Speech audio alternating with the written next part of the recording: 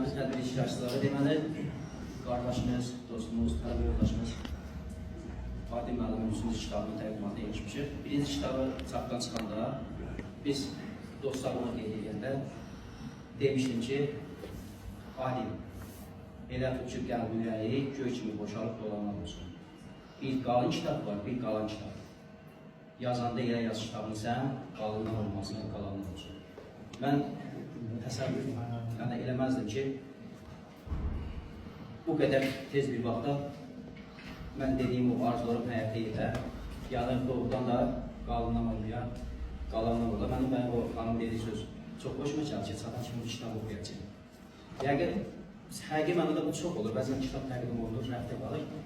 Ancaq nə vaxtsansa bir məktəbliyə bir şeir məzmununda bu kitabı verəcək, oradan axtaracaqsa, deməli bu kitaba qalan kitabda olacaq. Mən bu hadisəni eşidəndə bir Azərbaycanlı kimi bilmirdim ki, içində dostumuzun, yaxınımızın qohumu olacaq. Bir gün bu tarixi tədbirə yetişəcəyik. İstər-istəməz mənim yadıma Bəxtiyar Vahabzadənin misraları düşdü.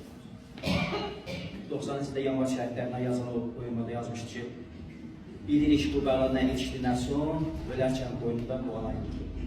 Yəni fikrimə nöqtəli verib qoyuram ki, doğrudan da nə qədər tarihi müstaq şürəliymiş ki, o bəlanı bir də yaşadı. İndi gəlirəm ardına.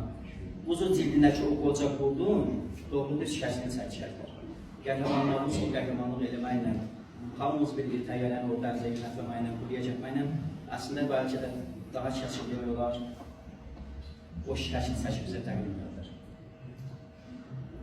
Vaxtilə çox məşhur olan Səməxoğlu'nun Üzeyir Hacıvəli yazılı misralar var ki, bugün onun təqdimatına yığışdığınız tərəfə olduğunuz Höşmə xanımın da deyilən ki, ölüm sevilməsin qoy, ömrün verir qoya. El qədrini canından daha əziz bilənlər.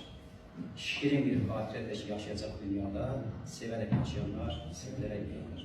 Allah rəhmət etsin.